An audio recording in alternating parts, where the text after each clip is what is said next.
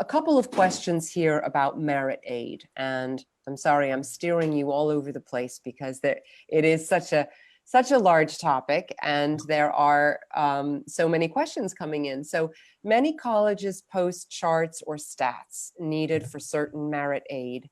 Yeah. And how late in the summer or the fall do you think colleges could alter those because of their own financial losses? And maybe as sort of a related question, if schools base a lot of their merit aid on test scores and some of that testing isn't happening. So Right. I don't know, could you talk a little bit about merit aid in general? Yeah. There's a little sort of funny overlapping issue here. So as I said, the colleges, I mean, kids who've been admitted and accepted offers from places, the financial aid packages are already in place. Now, that doesn't mean that someone can't go back as I did for my son and say, hey, could you take another look at this? But in my experience, it's unlikely that if you go back to a college that has given you a financial aid package, they're going to, after the fact, if this is a current 12th grader, the merit aid piece seems to me very unlikely to change. The changes that happen are almost always on the so-called financial aid side, the need-based side.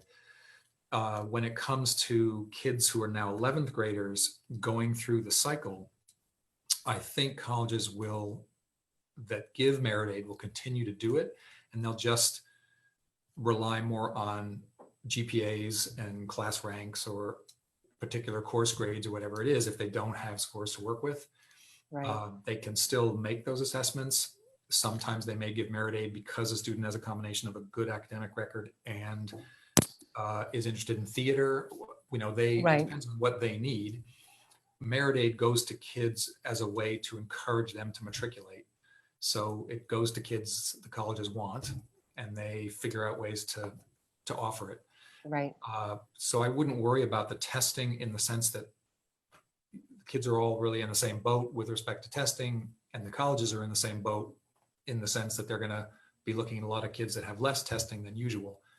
And on top of that, many of them are going to be test optional in addition to the hundreds that already were.